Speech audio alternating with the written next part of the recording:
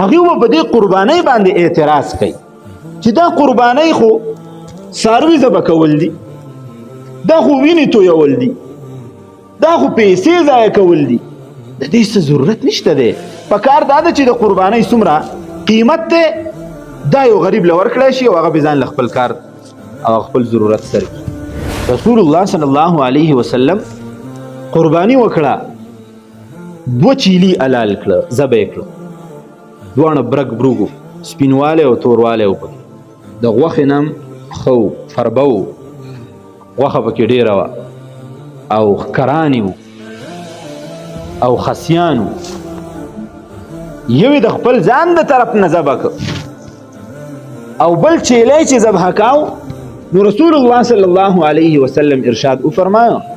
دا د خپل امت د هغه کسانو د طرف نه ذبح کومه کوم چې قرباني نه کوي. اوس رسول الله مبارک په موږ باندې څومره مهربان دی. د دې وجې نه علما کرام وایي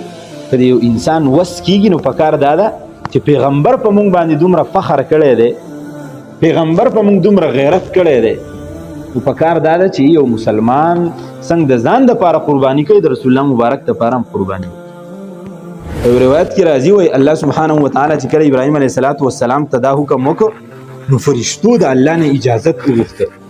چې الله تعالی کله ابراهیم علیه السلام خپل دا زوی ذبح کوي اسماعیل علیه السلام نو موږ له اجازت راکړه چې د اسمان نه موږ ننداره وکړو.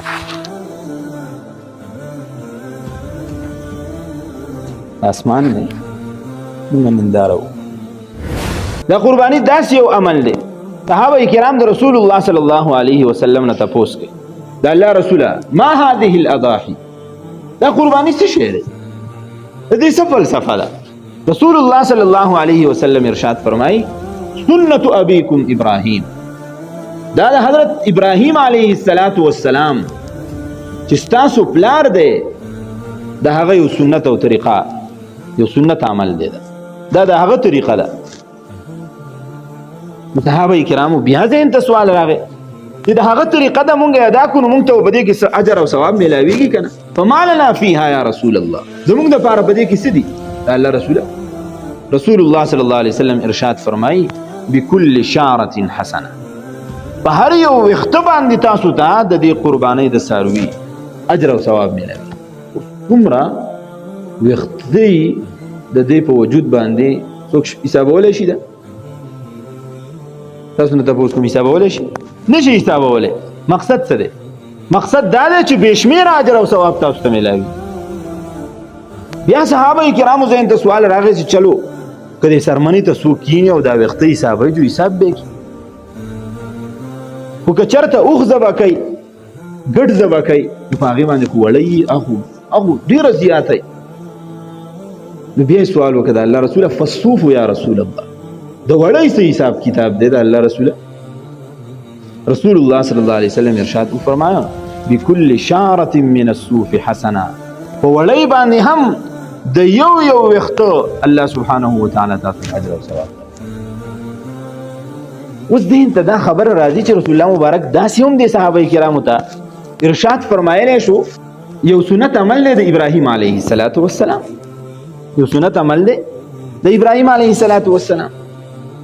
رسول الله مبارک پکې یو ټکی داسې واکه چې سنت ابیکم ابراهیم، دا ستاسو د پلار ابراهیم علیه السلام سنت یو طریقه ده. محدثین وایي د ابیکم ټکی پکې د یو خاص خبرې دپاره سیوا کړی دی چې په یو معاشره کې به داسې خلک راځي هغوی به په دې قربانۍ باندې اعتراض کوي چې دا قربانۍ خو څاروي ذبح کول دي، دا خو وینې تویول دي، دا خو پیسې ضایع کول دي، د دې څه ضرورت نشته دی. پکار دا ده چې د قربانۍ څومره قیمت دی دا یو غریب له ورکړی شي او هغه به ځان له خپل کار او خپل ضرورت سره کړي. رسول الله صلی الله علیه وسلم د ابراهیم علیه السلام تذکره وکړله او بیا یې د هغه نسبت زمونږ ورسره وګرځاو چې ستاسو نیکه دی. یاد ساته ګورې دا کار داسې اهتمام والا کار دی چې د پلار نیکه طریقه په هیڅ حالت څوک نه پرېږدي. یو سړی غلط کار هم کوي او ته ورته ووایې چې دا کار مه کوه او پلار یې هغه کسب او هغه کار کړی نو فورا وایي دا زما د پلار د نیکه کار دی زه دا نه پرېږدم. مشرکین مکه هغوی کفر کاو شرک یې کاو خو چې رسول الله صلی الله علیه وسلم به ورته دین پیش کاو د الله خبره به ورته کوله نو هغوی به فورا وایي موږ څنګه خپل دین پرېږدو چې زموږ پلار او نیکه په یو خبره باندې تلي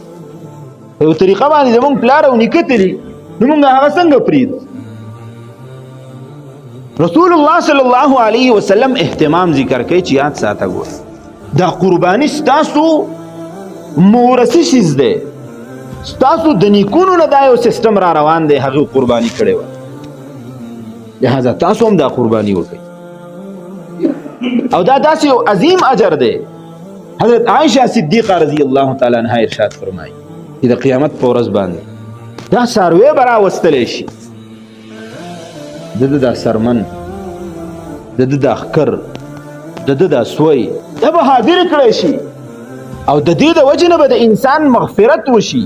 او په دقه روایت کې رسول الله صلی الله علیه وسلم ارشاد وفرمایه د دې څاروي د ذبح کولو نه بعد چې کومه وینه ځمکې ته ځي ځمکې ته لا وینه رسېدلې نه چې د انسان مغفرت الله سبحانه وتعالی کړي دا دومره عظیم عبادت فطیبوا بها نفسا. رسول الله صلی الله علیه وسلم ارشاد وفرمایه چې مسلمانانو تاسو دا قربانۍ ډېرې په خوشحالۍ سره کوئ په ځان باندې بوجه مه ګڼئ دا قربانۍ جذبه ورته پیدا کوئ د خپل ځان چې په شانداره طریقې سره به زه دا قرباني کوم په اهتمام سره به زه دا قرباني کوم. رسول الله صلی الله علیه وسلم عادت شریفه دا حضرت عبدالله ابن عمر رضی الله تعالی عنہ روایت اقام رسول الله صلی الله علیه وسلم بالمدینه 10 سنین لس کال رسول الله صلی الله علیه وسلم په مدینه منوره کې تیر کړه ويضحي او رسول الله مبارک دغه لس واړه کاله چې کوم دین قرباني وکړه یو ورځ هم نه پاتې شو او په موقع باندې رسول الله صلی الله علیه وسلم ارشاد د حضرت انس رضی الله تعالی عنہ روایت ذبح كبشين املحين اقرنين موجوعين ثمينين. رسول الله صلی الله علیه وسلم قربانی وکړه دو چیلی حلال کړه ذبح کړه دوه برګ بروغو سپینواله او تورواله وکړه د غوښې نام خو فربو غوښه پکې ډیره وه او ښکرانې او خسیانو یوې د خپل ځان د طرف نه ذبح کړ او بل چیلی چې ذبح کاو نو رسول الله صلی الله علیه وسلم ارشاد وفرمایه دا د خپل امت د هغه کسانو د طرف نه ذبح کومه کوم چې قرباني نه کوي. اوس رسول الله مبارک په موږ باندې څومره مهربان د دې وجې نه علما کرام وایي که د یو انسان وس کېږي نو پکار دا ده چې پیغمبر په موږ باندې دومره فخر کړی دی پیغمبر په موږ دومره غیرت کړی دی نو پکار دا ده چې یو مسلمان څنګه د ځان دپاره قرباني کوي د رسول الله مبارک دپاره هم قرباني کوي. دا یو تاریخ دی د حضرت آدم علیه السلام د دور نه واخلو تر دې وخته پورې چې څومره مسلمانان تیر شوي ټولو قربانۍ کړي. د حضرت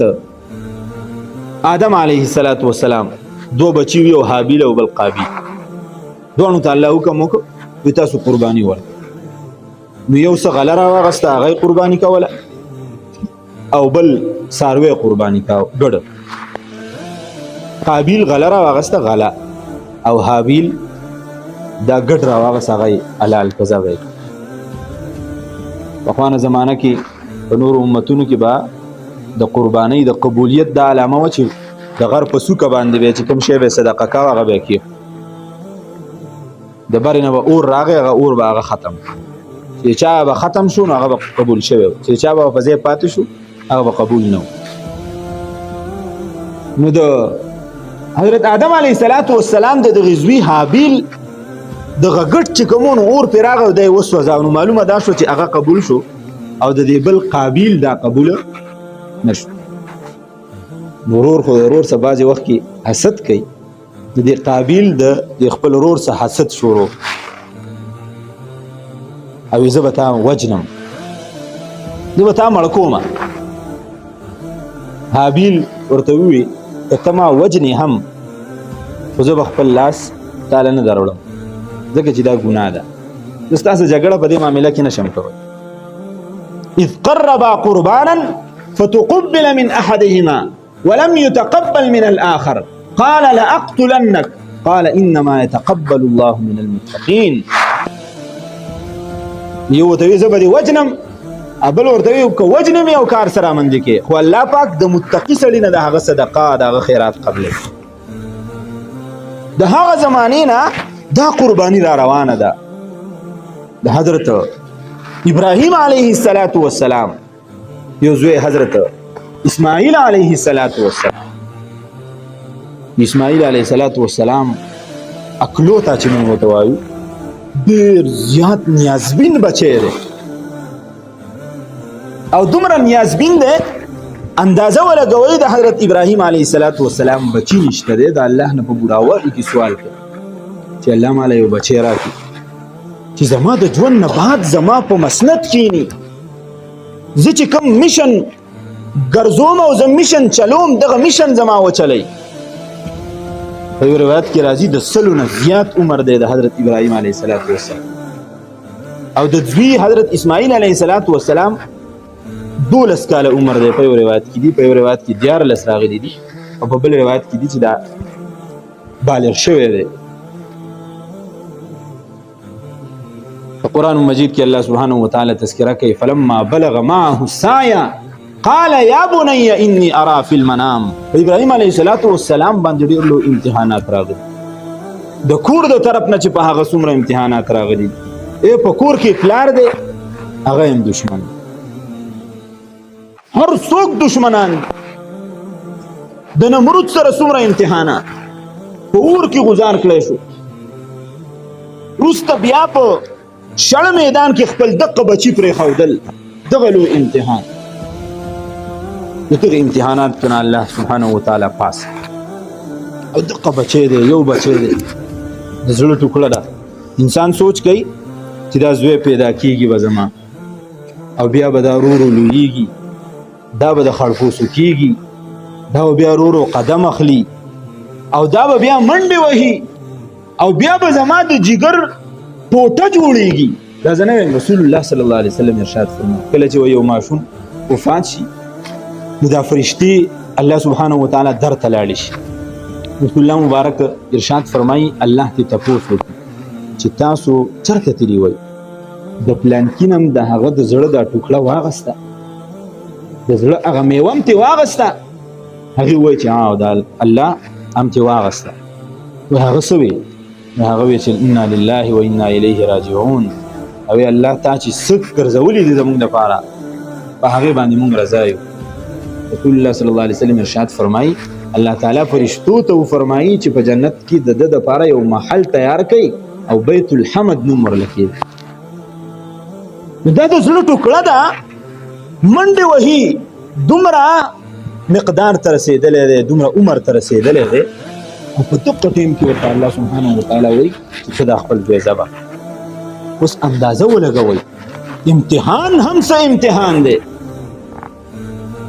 په یو روایت کې راځي وایي الله سبحانه وتعالی چې کله ابراهیم علیه السلام ته دا حکم وکړ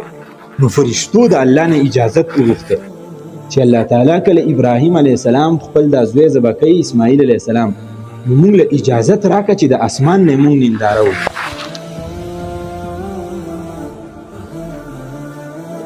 اسمان نه موږ ننداره وکړو ابراهیم علیه السلام خپل زوی را روانوي اسماعیل علیه السلام د ځان سره چاړه راخلي د ځان سره پړي راخلي پړي سیلي حضرت هاجره بیبي د ابراهیم علیه السلام تپوس دا ماشوم چرته بوځي په دې چاړه او په دې سیلیانو باندې سکي ابراهیم علیه السلام ورته وایي قرباني کومه حضرت هاجري بیبي ته دا پته نشته دی چې زما د زړه ټوکړه قرباني دی روان کړی دی د دغه ټیمه پورې وایي حضرت اسماعیل علیه السلام ته هم دا پته نه وه چې زما پلار ما قرباني شیطان راغی او حضرت هاجري بیبي ته وویل چې ته پوهی چې ستا دا زوی چېرته ور روان کړی دی دی ورته وویل چې ما ته خو پته نشته دی چې دا سیلي ویې وړه او دا چاړۍ ویې وړه دا خو دا ستا زوی زبکی دا حلالۍ نه ابراهیم علیه السلام ته هوښیار دی ان ابراهیم لأواه حلیم هغه هوښیار شخصیت دی هغه څنګه دا کار کولی شي نه کوي وی چا ورته ویلي دي وی الله ورته ویلي دي وی چې الله ورته ویلي دي نو زما د طرف نه حفاظت دی بیا دې ضبط داسې عقیده وه د زنانو چې کله په دې کې چال ونه چلېده نو شیطان راووته په حضرت اسماعیل علیه السلام باندې حمله وکړه او هغه ته یې وویل تاته پته شته دا پلار دی ستا څه کوي وی نه څه نه کوي څه کوي وی تا ذبح کوي وی ښه